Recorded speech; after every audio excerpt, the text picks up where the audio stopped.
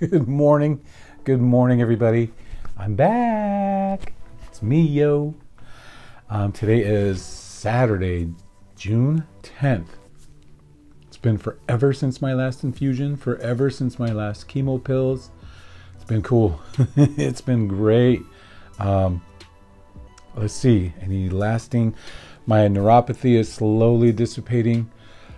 Notoriously, they say, and that's the numbness and cold sensitivity in my fingers and toes.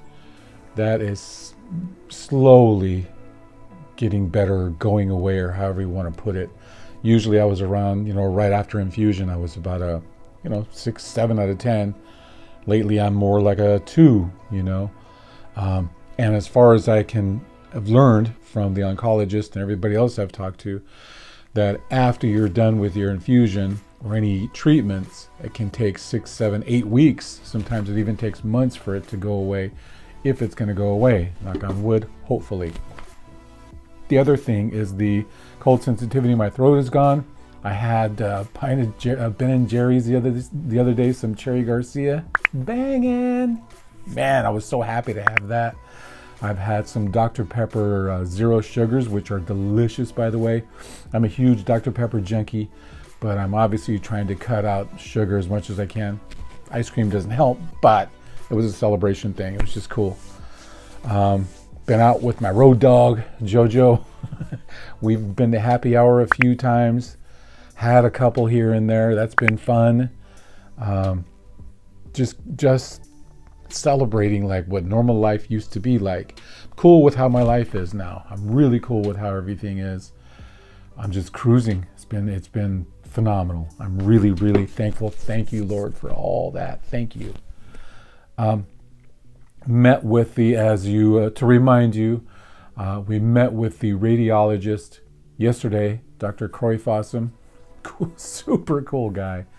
Gosh, he can't be over 35. Just can't be. It's impossible. He just doesn't look it. Just super nice guy. Get along great. He remembered us from the last visit. I know that they do their research and review all their paperwork and stuff, but he actually remembered us from our last visit months ago.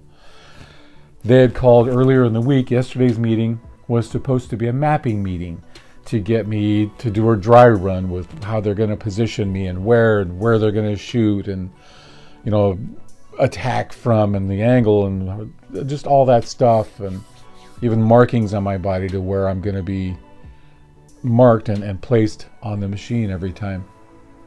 They had called earlier in the week and rescheduled that for a basic sit down with Dr. Fossum again, just to get a game plan before we even do the mapping part of it, which kind of surprised me. And I asked, is there a possibility that I'm doing so great that I may not even need radiation? And they said, well, we're not sure. That's possible. That's one of the areas.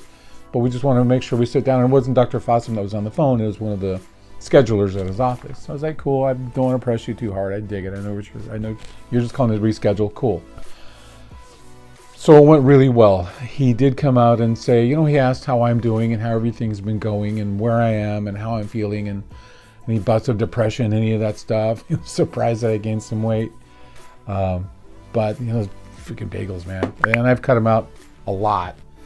And the reason I was taking them or eating, a lot of you know me. I'm not hey, it's 8 o'clock in the morning, it's time to eat breakfast, so let's eat. Hey, it's noon, it's lunchtime, let's eat lunch, even if you're not hungry. Hey, it's 6, it's dinner time, 7, dinner time, let's eat. I don't roll that way. I haven't for a long time.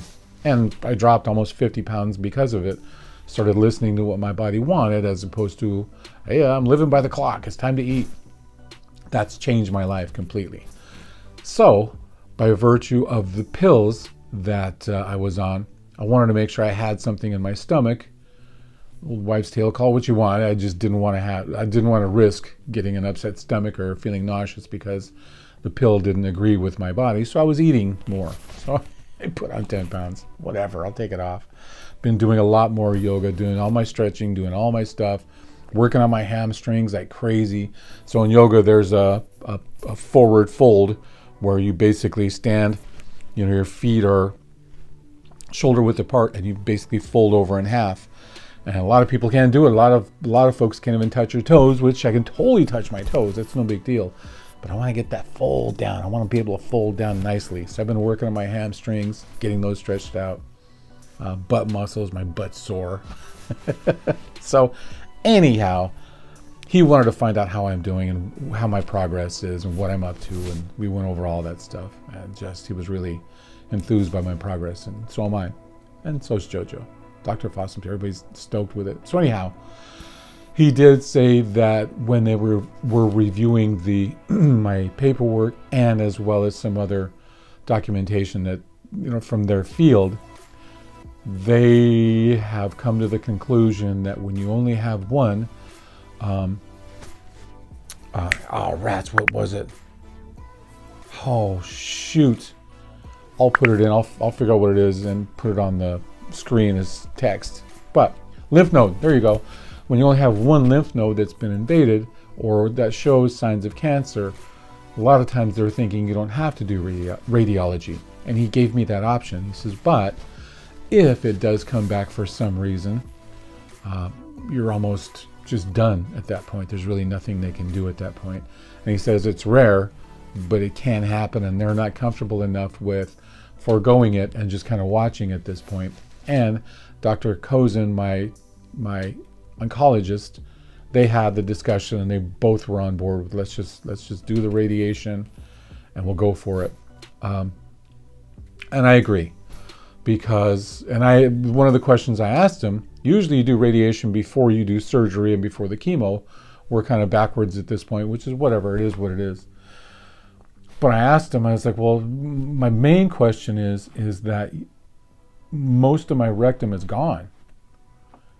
They took out 80% of it, and the reason they took out so much is because they wanted the endpoints of it those are what they call the margins, where they cut. They wanted clean margins to make sure there was no cancer ahead or behind it. Plus, where the tumor was, they took out that whole section and put me back together. So I wasn't understanding, well, if everything is gone, that could possibly cause cancer again in the future. How am I benefiting by doing it? And it was a valid answer. He says, that's a good question. The thing is that cancer travels either through your buds, through your blood. Buds. I think I got weed on my mind. Either it travels through your blood or it travels through the lymph node system. And he says, being that it was in one of your lymph nodes out of the 19 had traces of cancer in it, we're assuming it traveled through the lymph node system, which is what the chemo infusion, the oxaliplatin, had been working on and attacking this whole time. Now we're going to go in and attack just the area where they took out. All right, cool. I get it. So side effects, one of the things that they had mentioned a few times that I'm concerned about is the scarring. Because they're attacking a specific area of my, where my rectum used to be, the scar tissue can cause problems. So I can have issues down there afterwards because of the scar tissue. So he said, well, if that happened and you had a blockage or something happened down there, and it's a small percentage, but it is possible. He says you would have to have another surgery to take out that section, and we almost start over again. And there wouldn't be chemo, radiation stuff. They would just take out that section, put me back together again because we wouldn't have any chemo, but still another surgery. It's like, damn.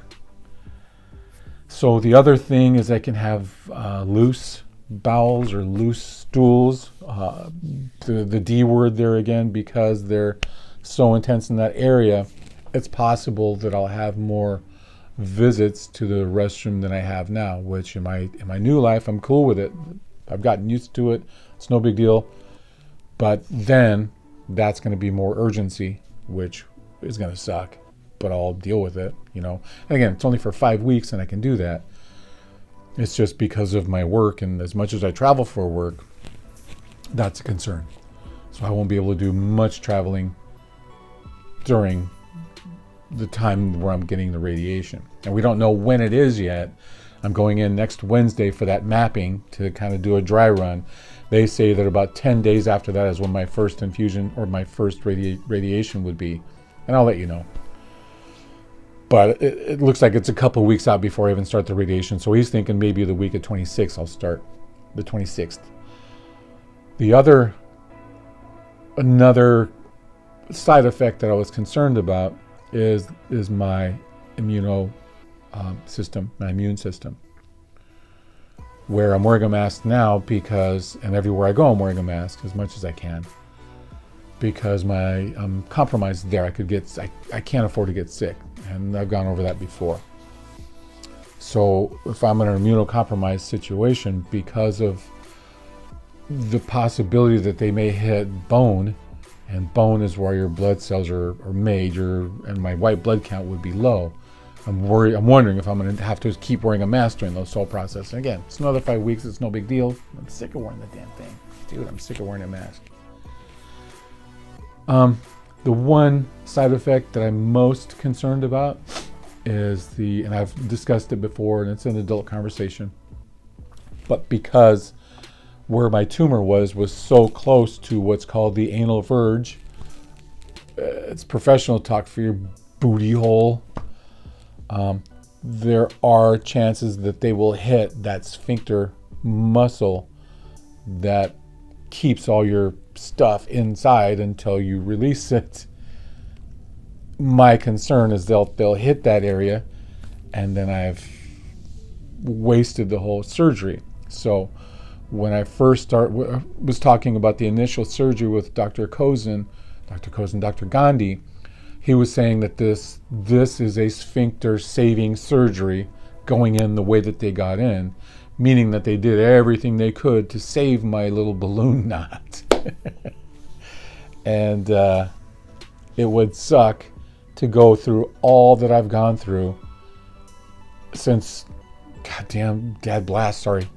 since September or October last year, and all the surgeries, only to lose that particular part of my body that I've worked so hard to make sure I keep. He says that if that was an issue and if it happened, you may go on a bag, which, golly, man, I'll do it if I have to, but that would be a drag. So that's the one major side effect that I'm most worried about, and I could really, really please use your prayers on that one. However you're going to phrase it, I get it. I have some creative words for it, but that's got me kind of tripping. I'm not scared. I'm going through it. I'm going to attack it. I'm going to run through it again. But that one has got me kind of tripping. Not going to lie. Everything else I can deal with. I can deal with diarrhea, loose stools. I can deal with all that stuff. Blockages, I can deal with that. That one's got me kind of tripping because it's an important part of your body. You'll all agree that's an important part of your body. I need that. I just need it. I only need it for one thing, but I need it. And that's got me tripping.